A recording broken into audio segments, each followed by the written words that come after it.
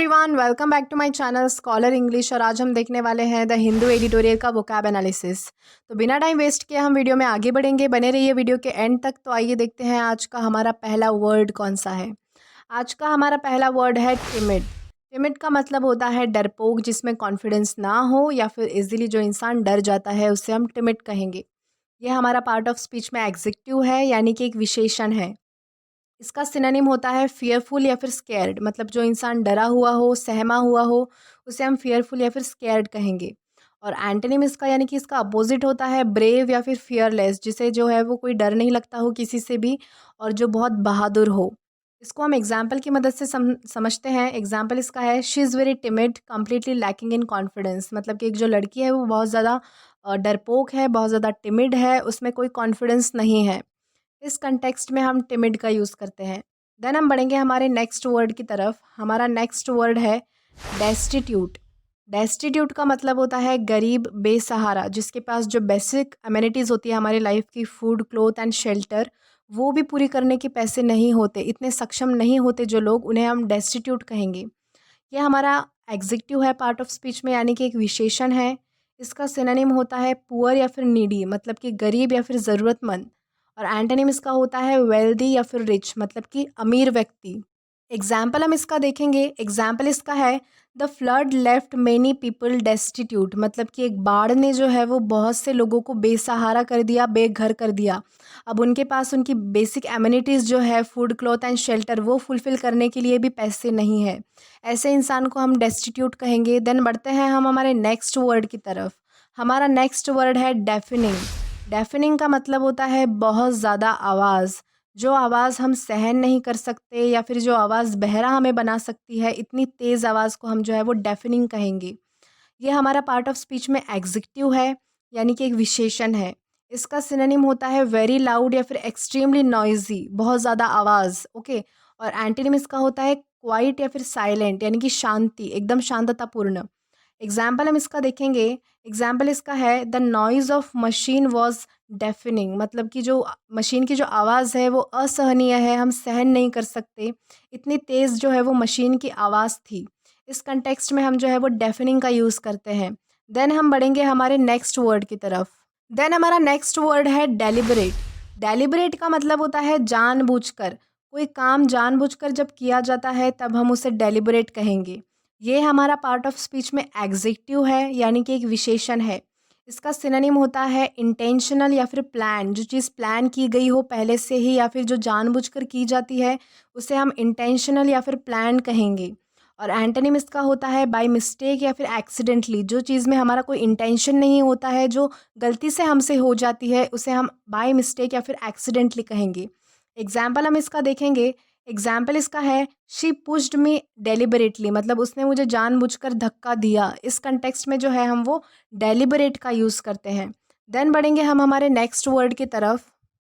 Then हमारा next word है turmoil. Turmoil का मतलब होता है उथल पुथल। एक ऐसी कंडीशन जहाँ डिस्टर्बेंस हो या फिर मानसिक अशांति हो, पैनिक वाली सिचुएशन जैसे हम कहते हैं, उसे हम टर्मोइल कह सकते हैं। ये हमारा पार्ट ऑफ स्पीच में नाउन है। इसका सिनोनिम होता है ट्रबल या फिर कन्फ्यूजन, मतलब कि कोई समस्या होना या फिर जब कोई इंसान घबरा जाता है तब हम उसे टर्मोइल कह सकते हैं। एंटोनिम इसका होता है काम या फिर पीस, मतलब कि शांति होना। एग्जाम्पल हम इसका देखेंगे। एग्जाम्पल इसका है her mind was in a state of constant turmoil, मतलब कि उसका जो दिमाग है वो इस सिचुएशन से गुजर रहा था जहाँ वो बहुत सारा डिस्टर्बेंस फेस कर रही थी, वो पैनिक सिचुएशन से गुजर रही थी। इस कंटेक्स्ट में हम टर्मोइल का यूज़ करते हैं। आई होप आपको समझा होगा। इसी के साथ हम बढ़ते हैं हम हमारे नेक्स्ट वर्ड की तरफ। देन हमारा नेक्स्ट वर्ड है बसलिंग। बसलिंग का मतलब होता है हलचल। जहाँ बहुत ज़्यादा लोगों की भीड़ होती है, लोगों का आना जाना जहाँ पे लगा रहता है, हलचल बहुत ज़्यादा होती है जिस एरिया में, उसे हम बसलिंग कहेंगे। ये हमारा पार्ट ऑफ स्पीच में नाउन है। इसका सिनोनिम होता है बिजी या फिर क्राउडेड, मतलब कि भीड़ भाड़ वाला इलाका।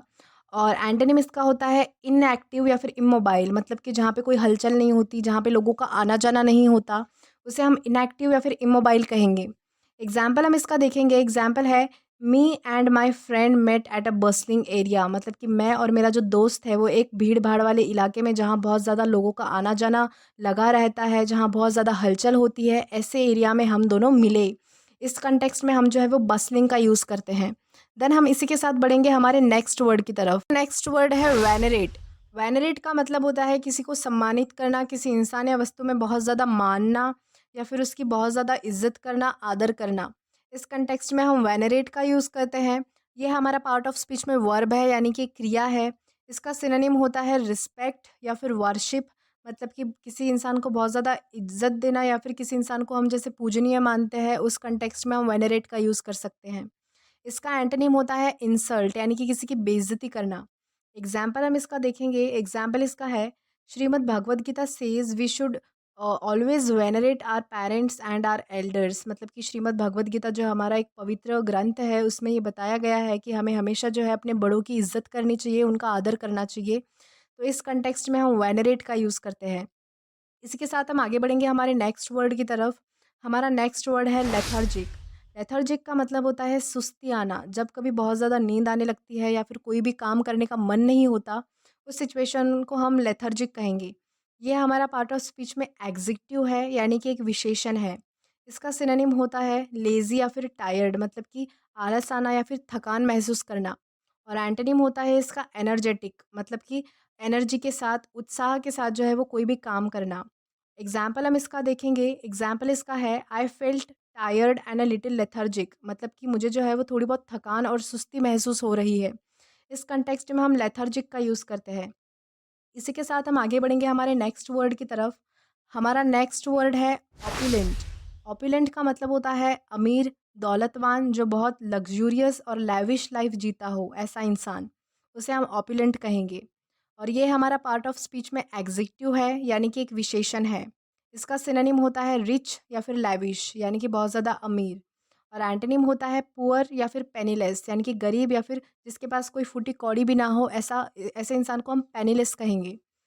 एग्जाम्पल हम इसका देखते हैं। एग्जाम्पल इसका है, mister Malhotra is an opulent businessman. मतलब मिस्टर मल्होत्रा जो है वो बहुत ही अमीर, दौलतवान, एक बहुत ही लग्जूरियस और लैविश लाइफ जीने वाले जो है वो बिजनेसमैन हैं। इस कंटेक्स्ट में हम ऑपुलेंट का यूज़ करते हैं। इसी के साथ हम आगे बढ़ेंगे हमारे नेक्स्ट वर्ड की तरफ। देन हमारा नेक्स्ट वर्ड है क्यूपिडिटी। क्यूपिडिटी का मतलब होता है पैसों को लेकर लालच या फिर बहुत ज़्यादा लगाव होना। यह हमारा पार्ट ऑफ स्पीच में नाउन है। इसका सिनोनिम होता है ग्रीड, यानी कि लालच, लोभ। और एंटोनिम होता है सेटिस्फैक्शन, मतलब कि संतुष्टि होना, जितना है उतने में खुश रहना। एग्जाम्पल इसका है, his eyes were shining with cupidity. मतलब उसकी आंखों में जो है वो पैसों को लेकर लालच और लगाव की जो है वो साफ झलक दिखाई दे रही थी। इस कंटेक्स्ट में हम जो है वो क्यूपिडिटी का यूज़ करते हैं। इसी के साथ हम आगे बढ़ेंगे हमारे नेक्स्ट वर्ड की तरफ।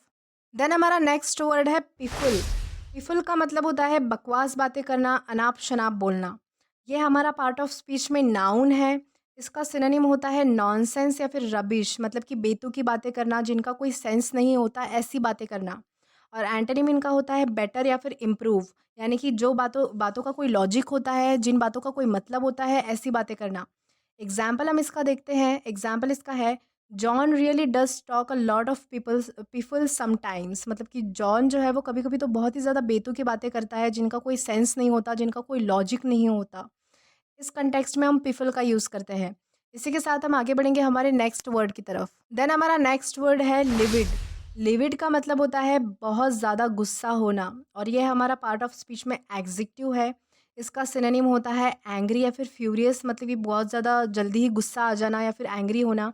और एंटोनिम होता है इसका एंगरलेस या फिर काम, मतलब कि जो हमेशा काम सिचुएशन में रहता है, जिनको कभी गुस्सा नहीं आता, ऐसा इंसान।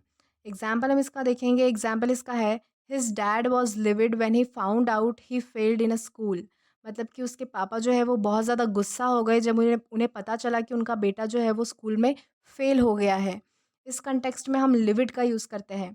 इसी के साथ हम आगे बढ़ेंगे हमारे नेक्स्ट वर्ड की तरफ। देन हमारा नेक्स्ट वर्ड है रैवनस। रैवनस का मतलब होता है बहुत ज़्यादा भूख लगना, और ये हमारा पार्ट ऑफ स्पीच में एग्जेक्टिव है, यानी कि एक विशेषण है। इसका सिनोनिम होता है वेरी हंग्री, यानी कि बहुत ज़्यादा भूखा होना। और एंटोनिम होता है फुल, यानी कि भूख ना लगना या फिर जिसका पेट भरा हुआ होता है, ऐसा इंसान। एग्जाम्पल हम इसका देखेंगे। एग्जाम्पल इसका है, I had been out all day and was रैवनस। मतलब कि मैं दिन भर से बाहर था और जिसकी वजह से मैं दिन भर से भूखा हूँ। इस कॉन्टेक्स्ट में हम जो है वो रैवनस का यूज़ करते हैं। आई होप आपको समझा होगा। इसी के साथ आगे बढ़ते हैं हम हमारे नेक्स्ट वर्ड की तरफ। देन हमारा नेक्स्ट वर्ड है प्रिस्टीन। प्रिस्टीन का मतलब होता है प्राचीन, जो चीज़ें बहुत ज़्यादा पुरानी हो लेकिन दिखती बिल्कुल एकदम नई चीज़ों की तरह है, जिनकी कंडीशन बहुत नई होती है बट वो होती पुरानी चीज़ें हैं। इस कंटेक्स्ट में हम जो है वो प्रिस्टीन का यूज़ करते हैं और ये हमारा पार्ट ऑफ स्पीच में एग्जेक्टिव है, यानी कि एक विशेषण है। सिनोनिम इसका होता है जेन्युइन या फिर फ्रेश, मतलब कि एकदम नया। जो चीज़ें बहुत ज़्यादा नई दिखती है उसे हम जेन्युइन या फिर फ्रेश कहेंगे। असली के लिए हम जेन्युइन का यूज़ करते हैं। और एंटोनिम इसका होता है डर्टी या फिर स्टेल, मतलब कि जो चीज़ें बहुत ज़्यादा गंदी हो, पुरानी हो या फिर घिसी-पिटी जो चीज़ें होती है उसके लिए हम जो है वो स्टेल का यूज़ करते हैं। देन हम एग्जाम्पल की तरफ बढ़ते हैं। एग्जाम्पल इसका है we have just moved into our pristine new house, मतलब अभी जो हम जो है हमने अभी अभी हमारे नए घर में, यानी कि जो बहुत ज़्यादा पुराना घर है लेकिन एकदम नई कंडीशन में है, ऐसे घर में हमने मूव किया है यानी शिफ्ट किया है। इस कंटेक्स्ट में हम जो है वो प्रिस्टीन का यूज़ करते हैं। आई होप आपको प्रिस्टीन का मतलब समझा होगा। So that's it for today's video. और ऐसे ही वोकैब सेशन के लिए जुड़े रहिए स्कॉलर इंग्लिश के साथ। Do like this video, subscribe the channel and share as much as you can. Till then keep learning. Thank you.